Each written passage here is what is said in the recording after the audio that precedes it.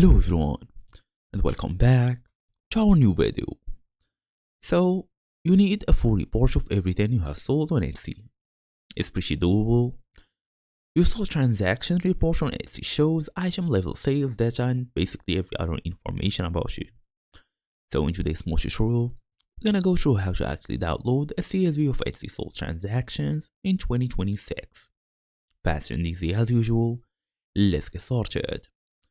So first and first, we want to access the shop manager. You're gonna ask me how would I do so.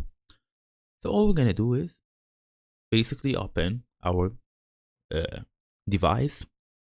Make sure you are fully connected to the internet since we're gonna go and look for it or look for Etsy on Bing, Google, whatsoever. Then we're gonna go and tap on this link all the way to come here. Then to open this dashboard, you must log in using your email address and password, then tap on Shop Manager. So when we tap on Shop Manager, we will be able to manage our own shop, see the settings, options, and all of this.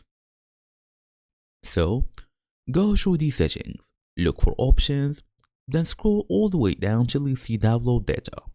Then select Sold Transactions.